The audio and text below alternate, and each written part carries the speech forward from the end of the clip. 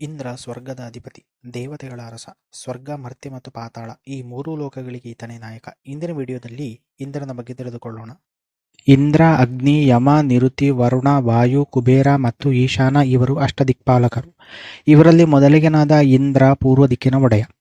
ಧಾತ, ಮಿತ್ರ, ಆರ್ಯಮ, ಶಕ್ರ, ವರುಣ, ಅಂಶ, ಭಗ, ವಿಶ್ವವಂತ, ಪೂಷ, ಸವಿತಾ, ತ್ರಿಷ್ಟ್ವ ಮತ್ತು ವಿಷ್ಣು ಈ ದ್ವಾದಶಾದಿತ್ಯರಲ್ಲಿ ಇಂದ್ರ ನಾಲ್ಕನೆಯವನು.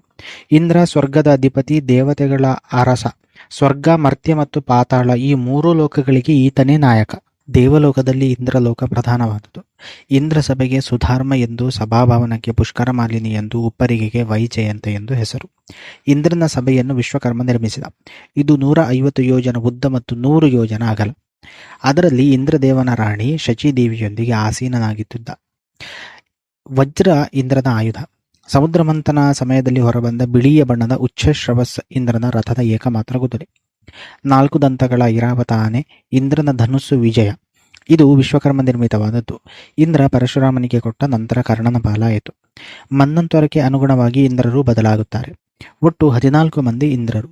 ಯಜ್ಞ, ರೋಚನ, ಸತ್ಯಜಿತ್, ತ್ರಿಶಿಕ್, ವಿಭು, ಮಂತ್ರದ್ರುಮ, ಪುರಂದರ, ಬಲಿ, ಅದ್ಭುತ, ಶಂಭು, ವೈವೃತ್ತಿ, ಋತು, ಧಾಮ, ದಿವಸ್ಪೃತಿ ಹಾಗೂ ಶುಚಿ.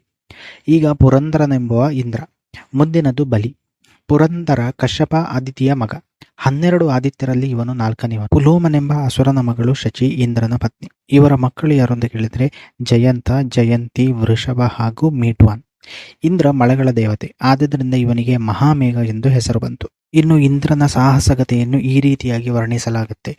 ಜಂಬಮೃತಂ ಬಲಂ ಪಾಕಂ ಶತಮಾಯಂ ವಿರೋಚನಂ ದುರ್ವಾರ್ಯಂ ಚೈವ ನಮೂಚಿಂ ನೈಕಮಾಯಂ ಚ ಶಂಬರಂ ವಿಪ್ರಚಿಂತಿಂ ಚ ದೈತ್ಯೇಯಂ ಧನೋಃ ಪುತ್ರಾಂಶ್ಚ ಸರ್ವಶಃ ಪ್ರಹ್ಲಾದಂ ಚ ನಿಹತ್ಯವು ತಥೋ ದೇವಾದಿಪೋಭವಂ.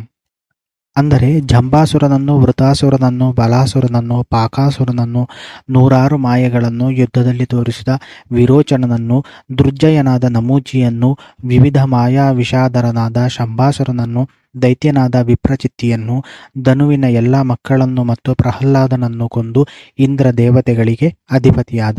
ಪುರಾಣಗಳಲ್ಲಿ ಇಂದ್ರನ ಹಲವಾರು ಘಟನೆಗಳಿಗೆ ಸಾಕ್ಷಿಯಾಗ್ತಾನೆ. ಅದು ಯಾವುದೆಲ್ಲ ರೀತಿಯಲ್ಲಿ ಅಂತ ಕೇಳಿದರೆ, ಕುಂತಿಯ ಗರ್ಭದಲ್ಲಿ ಅರ್ಜುನನಾಗಿ ಜನ್ಮ ತಾಳಿದ್ದು, ತಿಲೋತ್ತಮೆಯ ರೂಪಿಗೆ ಮರುಳಾಗಿ ಸಹಸ್ರಾಕ್ಷ ಎಂದು ಹೆಸರು ಪಡೆದದ್ದು, ನಳ ಮಹಾರಾಜನಿಗೆ ವರಪ್ರದಾನ ಮಾಡಿದ್ದು, ಹದ್ದಿನ ರೂಪ ತಾಳಿ ಶಿಬಿಯ ಪರೀಕ್ಷೆ ಮಾಡಿದನು, ಷಣ್ಮುಖನನ್ನು ದೇವಸೇನಾಪತಿ ಎಂದು ಅಭಿಷೇಕಗೊಳಿಸಿದನು, ಇಂದ್ರಜಿತುವಿನಿಂದ ಸೋಲು ಅನುಭವಿಸಿದನು, ಅಹಲ್ಯೆಯನ್ನು ಮೋಹಿಸಿ ಗೌತಮನಿಂದ ಶಾಪ ಪಡೆದದು, ಬೃಹಸ್ಪತಿಯೊಡನೆ ಧರ್ಮ ಜಿಜ್ಞಾಸೆ ಮಾಡಿದು, ಉತ್ತಂಕ ಮುನಿಗೆ ಸಹಾಯಗೈದು ಪ್ರಹ್ಲಾದನ ಶಿಷ್ಯತ್ವ ಪಡೆದದು. ಈ ರೀತಿಯಲ್ಲಿ ಹಲವಾರು ಯಜ್ಞಗಳಲ್ಲಿ ಸೋಮರಸವನ್ನು ಮತ್ತು ಹವಿಸ್ಸನ್ನು ಅಗ್ನಿಮುಖವಾಗಿ ಇಂದ್ರ ಸ್ವೀಕರಿಸುತ್ತಾನೆ. ವೇದಗಳಲ್ಲಿಯೂ ಹಲವು ಮಂತ್ರಗಳ ಅಧಿದೇವತೆಯಾಗಿ ಈತನನ್ನು ಸಂಪೂಜ್ಯನಾಗಿದ್ದಾನೆ. ಇವಿಷ್ಟು ಪುರಾಣಗಳಲ್ಲಿ ಇಂದ್ರನ ಸಾಹಸ ಹಾಗೂ ಸ್ಥಾನ. ಈ ವಿಡಿಯೋ ಇಷ್ಟ ಆದರೆ ದಯವಿಟ್ಟು ಲೈಕ್ ಮಾಡಿ, ಶೇರ್ ಮಾಡಿ ಹಾಗೂ ಅದೇ ರೀತಿ ಚಾನಲನ್ನು ಸಬ್ಸ್ಕ್ರೈಬ್ ಮಾಡಿ. ಇನ್ನೂ ಈ ರೀತಿಯಾದಂತಹ ಕಥೆಗಳಿಗೋಸ್ಕರ.